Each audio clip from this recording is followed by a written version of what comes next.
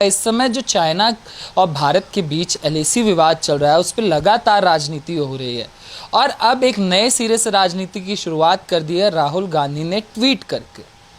और लगातार कांग्रेस का ये जो एलिगेशन चल रहा है कि भारत सरकार बहुत कुछ छुपा रही है हमसे चाइना के मामले में। इसी पर चर्चा करने के लिए समय हमारे साथ पॉलिटिकल एनालिस्ट ममता काले जी जुड़ी हुई हैं। मैम से जानेंगे मैम के क्या विचार है सारे मामले को लेकर। मैम, लगातार कांग्रेस कह रही है और अब ट्वीट आना कि सरकार छुपा रही है, किस तरीके से देखते हैं मैम? देखिए जितेंद्र, सबसे पहली बात यह है कि राहुल गांधी जो कांग्रेस पार्टी का 50 साल का मंदबुद्धि लड़का है और अपने आप को युवा नेता कहता है 50 वर्ष की उम्र में भी, उसको ना तो ये समझ है, ना अकल है, और ना ही उसके जो चेले चपाटे हैं वो उसके दिमाग में ये अकल डाल सकते हैं कि जब देश की सुरक्षा की बात आती है या सामरिक नीतियों की बात आती है तो उनका जो ढोल है वो मीडिया के सामने नहीं पीटा जाता। आपकी जो स्ट्रैटेजीज होती हैं कि आप कैसे दुश्मन के साथ निपटेंगे, आपने क्या स्ट्रैटेजीज ली हैं, उसको ना आमी ना सरकार को मीडिया के सामने बोलना है। हमें जो करना है वो करना है। सबसे पहली बात तो ये हो गई।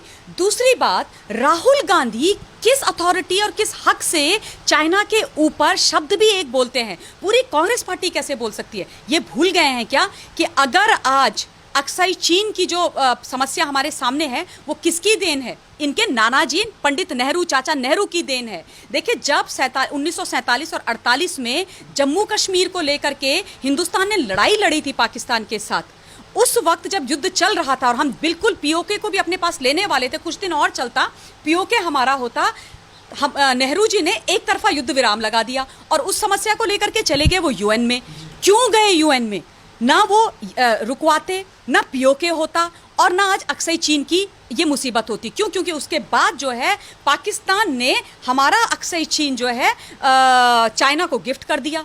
तो भैया, तुम्हारे पूर्वजों ने ये परेशानी हमें दी है, उसको आज तक हिंदुस्तान झेल रहा है। ये स्थिति हो गई है उसके बाद से कि हमें जो है हमारी बहुत बड़ी फौज और बहुत बड़ी अर्थव्यवस्था का हिस्सा अपने वो बॉर्डर्स को गार्ड करने में लगाना पड़ रहा है। वो पैसा हम जो है अपनी विकास में लगा सकते थे, वो हमारी जो फौज थी वो कहीं और इस्तेमाल हो सकती थी। तो राहुल गांधी किस मुंह से बोलता है? इसकी बिसात क्या है इस तरीके की बात करने की? पहली बात।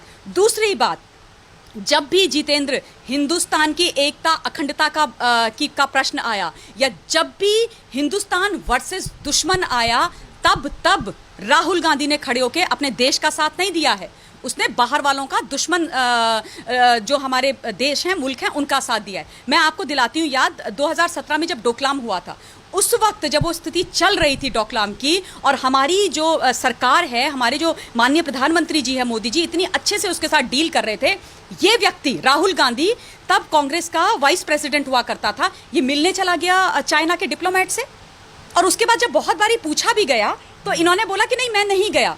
ये सच्चाई तो चाइना ने अपनी वेबसाइट पे लिखी कि हम जो हैं, हमारी मुलाकात हुई है कांग्रेस पार्टी के vice president mister Rahul Gandhi से और उनके साथ हमने डोकलाम को डिस्कस किया। जब उन्होंने लिखा तब भाई साहब ने ओन अप किया कि हाँ, मैं मिलने गया। शर्म नहीं आती थी इनको? क्या ये थे क्या? ये देश के प्रधानमंत्री थे, ये देश के रक्षा मंत्री थे, ये देश के गृह मंत्री थे, ये किसी सेना के क्या चीफ थे? क्या ये वर्दी पहने हुए कोई सैनिक थे जो ये मिलने चले गए वहां पर चाइनीज डिप्लोमेट से? किस हैसियत से गए? क्या होता है कांग्रेस पार्टी का वाइस प्रेसिडेंट? क्यों गया ये?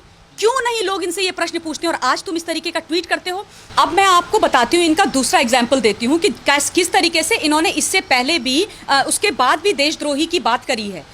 जब हिंदुस्तान के अंदर से धारा 370 और 35 से जेएनके से हटाई गई, वो हमारे लिए बहुत ऐतिहासिक दिवस था, बहुत बड़ा निर्णय था। एक इतना बड़ा जस्टिस जेएनके, जम्मू कश्मीर और लद्दाख के लोगों के लिए हुआ था, लेकिन इनको वो बात हजम नहीं हुई क्योंकि इनकी राजनीति उस पर चलती थी। इन्होंने तुरंत मीडिया में आकर के क्या बयानबाजी करनी शुरू कर दी? इन्होंने बोला कि वहां पर लोग मारे जा रहे हैं, लोगों को गोलियां चला करके मारा जा रहा है, लोगों की हत्याएं हो रही हैं, लोग सड़कों पर हैं, खून खराबा हो रहा है। जबकि उस वक्त एक व्यक्ति को जेएनके के अंदर खरोंच तक नहीं आई थी और उनका ये गलत बयान, जो देश विरोधी बयान था, उसको पाकिस्तान की ह्यूमन राइट जो मिनिस्टर है वहाँ की शिरीन मजारी, उसने उठा करके अपनी चिट्ठी में लिख के बकायदा इनका नाम कोट करके कि इंडिया का एक मेन स्ट्रीम सीनियर पॉलिटिशियन कह रहा है कि जेएनके में इतनी बुरी हालत है, यूएन को चिट्ठी भेज दी।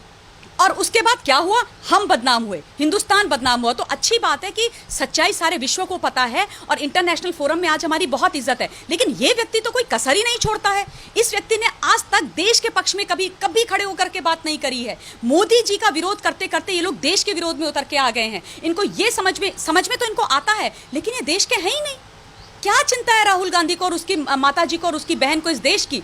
अब आप ये बताइए, आर्मी के ऊपर ये तंज कसते हैं, आर्मी को ये बुरा भला बोलते हैं। ये वही लोग हैं ना जो आर्मी के चीफ को सड़क का गुंडा बोलते हैं।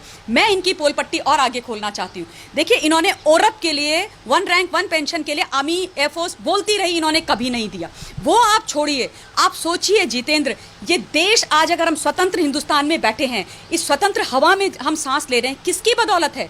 हमारे वर्दी वाले लोगों की वजह से, हमारे वीर जवानों की वजह से। वो शहीद हुए, इसलिए आज हम स्वतंत्र हैं। आज भी जब वो बॉर्डर्स पर हमें गार्ड करते हैं तो हम यहाँ पर बैठ करके इंटरव्यू कर रहे हैं, सुरक्षित हैं। लेकिन इनके पास, जब सोनिया गांधी जी के पास ये निवेदन गया कि कृपया करके आप देखिए, हिंदुस्तान को आज़ाद हुए इतना टाइम हो गया है, एक वॉर मेमोरियल आप बना दीजिए उन शहीदों के नाम का, दिल्ली में बना दीजिए। तो मैडम ने साफ मना कर दिया। उन्होंने बोला वॉर मेमोरियल मैं 1 इंच जगह नहीं दूंगी।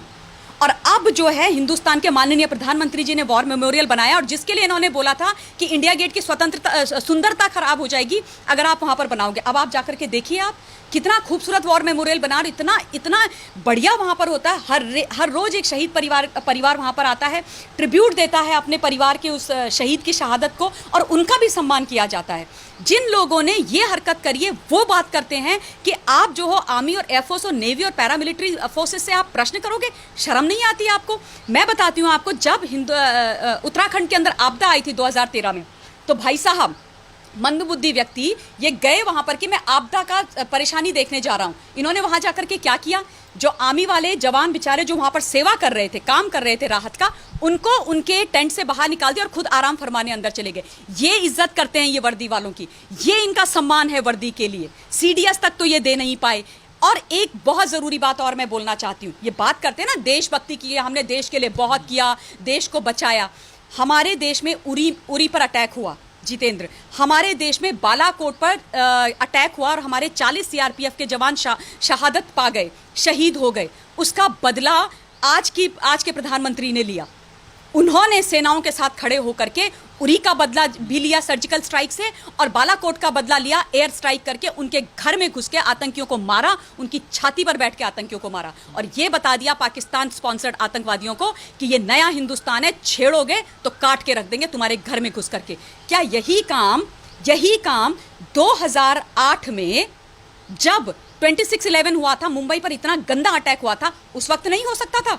आर्मी तो हमारी जांबाज थी, एयरफोर्स हमारी जांबाज थी, हमारे पास फाइटर प्लेन्स भी थे, फाइटर पायलट्स भी थे। क्यों नहीं किया? क्योंकि इनके पास पॉलिटिकल विल नहीं थी। क्योंकि इनको इस देश की कोई चिंता नहीं है। क्योंकि इनकी बला से कितने भी फौजियों का खून बहता रहे, इनको क्या फर्क पड़ता है? इनके परिवार वाले थोड़ी ना हैं। ये उस समय इन्होंने ये भी कहा था कि जब सर्जिकल स्ट्राइक हुई थी तो ये कह रहे थे कि हमने भी बहुत सर्जिकल स्ट्राइक की थी, हम ढिढोरा नहीं पीटते। इतने, ये क्या बोलूं मैं, इनको बेवकूफ़ी बोल सकती हूँ, इतने बेवकूफ़ लोग हैं। इनको सर्जिकल स्ट्राइक में और क्रॉस बॉर्डर फायरिंग में अंतर ही नहीं पता है। अरे भाई खुदा के बंदों, उसको कहते हैं क्रॉस बॉर्डर फायरिंग, जो होती आई है। तुमने कौन सी सर्जिकल स्ट्राइक करा दी, जरा मुझे बता दो। तुमने कौन सी एयर स्ट्राइक करा दी, जरा तुम मुझे बता दो। तुम तो वो लोग हो जिन्होंने INS विराट को अपने लिए पिकनिक के लिए इस्तेमाल किया, और राजीव गांधी जी स्वयं तो गए, उनकी पत्नी और उनके दोनों बच्चे तो गए, अपने ससुराल वाले, इटली वाले, विदेशियों को भी लेकर के चले गए। आप एक वॉरशिप पे विदेश के लोगों को कैसे लेके जा सकते हो? किसने आपको हक दिया? कैसे आप चले गए? तो ये लोग देश की एकता और अखंडता की बात करेंगे।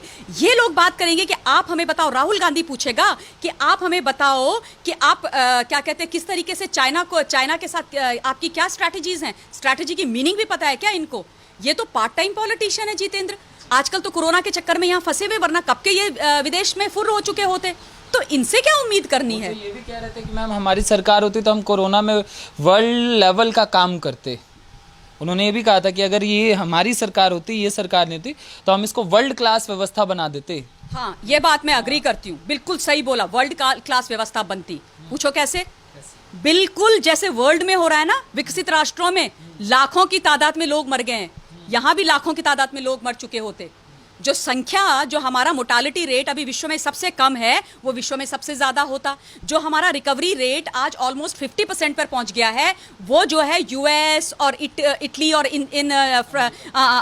यूके वगैरह के तर्ज पर होता। यहाँ पर भी, हिंदुस्तान में भी हर एक घर में अभी तक 2-2, 3-3 मृत्यु हो गई होती। तो ये बात राहुल गांधी ने सही बोली है कि बिल्कुल बिल्कुल विश्व की तर्ज पर करता और लाखों में लोगों को मरवा देता, क्योंकि निर्णय तो लेते ही नहीं।